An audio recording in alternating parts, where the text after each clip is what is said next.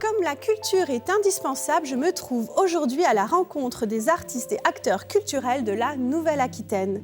En plein débat sur la cancel culture, j'ai envie d'interroger la mémoire, avec la découverte de la performeuse Dalilé Daléas Bouzard, parcourir l'exposition Mémoria, récit d'une autre histoire et conclure par le chorégraphe Alain Gonoté. Ma question du jour, d'où je parle ?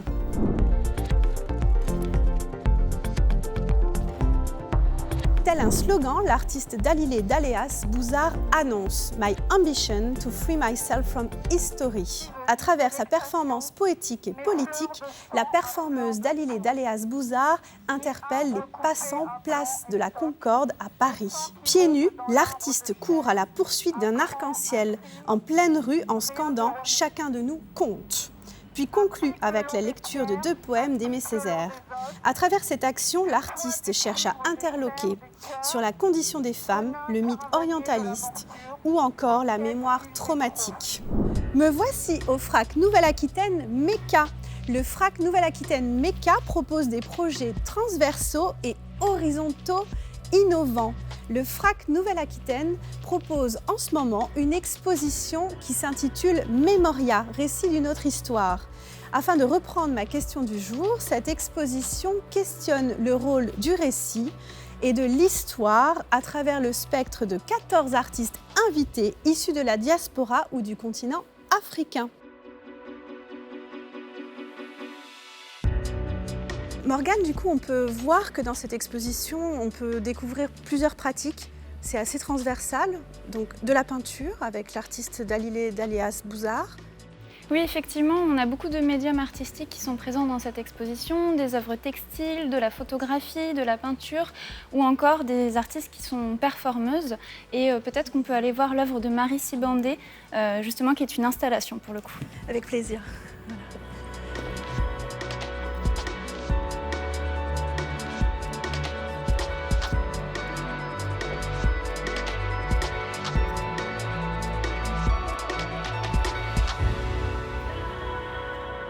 On est face à l'installation Wish You Were Here de Marie Sibandé, donc, qui est une artiste sud-africaine.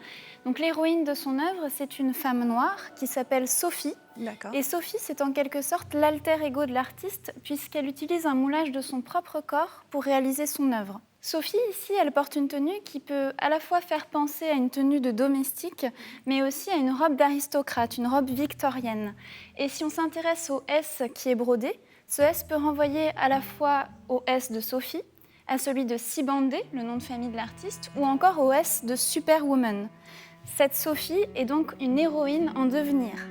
Marie Sibandé, à travers cette œuvre, elle parle à la fois de son histoire personnelle, elle rend hommage aux femmes de sa famille, mais elle aborde aussi l'histoire de son pays, l'Afrique du Sud, et plus particulièrement la période de l'apartheid et ses conséquences aujourd'hui. Merci. Du coup, à travers ce travail, on peut découvrir l'œuvre de l'artiste à travers le prisme de son corps personnel. Est-ce que tu penses que les artistes se doivent du coup de digérer leur propre histoire afin de se réinventer ? Oui, et effectivement, là, si on s'intéresse à l'attitude de Sophie, donc l'avatar de l'artiste, elle ferme les yeux, donc elle est en introspection. Et c'est aussi une manière pour l'artiste de se projeter dans les rêves et dans un futur possible.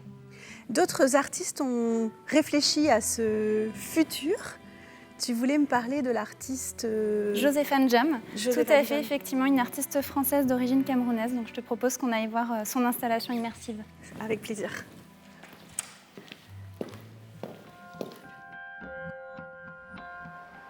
Ces 2 photomontages ont été réalisés par l'artiste Joséphane Jam. On a également au milieu des céramiques. Donc cette artiste, elle s'inscrit dans le courant de l'afrofuturisme. Donc les artistes qui s'inscrivent dans ce courant artistique entendent se réapproprier leur histoire, l'histoire du continent africain, pour mieux imaginer des futurs possibles. Donc sur ces 2 photomontages, on retrouve entre autres une allusion à la civilisation égyptienne. Donc, par exemple, en haut, tu peux voir le dieu Horus, le dieu faucon. On retrouve également la présence de planètes, donc l'espace, ici, par exemple. Ou encore la présence des mondes sous-marins du milieu aquatique, que ce soit au niveau des céramiques ou même sur ce deuxième photomontage. Donc on reprend vraiment cette notion autour de ma question du jour, d'où je parle. Oui, et c'est vrai que donc, dans l'afrofuturisme, les artistes se réapproprient leur passé, leur mémoire aussi, pour mieux imaginer et inventer des futurs qui n'hésitent pas à mêler justement la fiction avec cet ancrage dans la réalité. Merci Morgane pour cette visite et je vais poursuivre ma recherche avec le chorégraphe Alain Gonoté. Merci à toi. Plaisir, Sarah.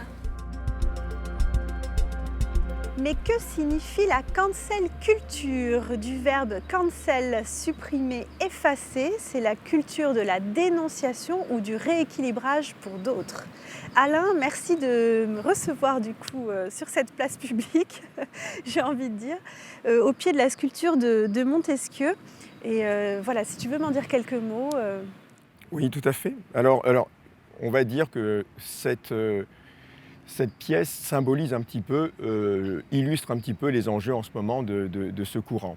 C'est-à-dire, quand on a repéré dans l'histoire des symboles, en plus ce symbole qui est assez troublant, parce qu'on avait tous appris dans l'histoire que c'était un symbole de dénonciation d'humanisme, notamment le texte de Montesquieu sur l'esclavage des nègres, certes ironique, la manière dont nos connaissances, j'allais dire, sociologiques, anthropologiques, et là je fais référence aussi à Foucault, sur les aspects critiques un petit peu des rapports de force dans une société, on ne peut pas se satisfaire de ces symboles humanistes. Et donc cette culture consiste à rappeler qu'il y a dans les sociétés des modes de rapport de force entre les gens en fonction du fait qu'ils sont noirs, blancs, hommes, femmes, riches, pauvres, etc. Et ça nous donne complètement une relecture de l'histoire. Donc, ça explique pourquoi ces courants, souvent issus d'une culture anglo-saxonne, viennent télescoper la nécessité de pouvoir réinterroger un petit peu nos symboles, leurs valeurs et les remettre en question. Aurais-tu, pour conclure cette émission, du coup, un slogan un peu comme l'artiste Dalila Daléas Bouzard qui nous a dit « Chacun de nous compte lors de sa performance ». Alors, je ne saurais pas dire mieux que ce qu'elle a dit. Notre responsabilité, c'est de dire vraiment la complexité.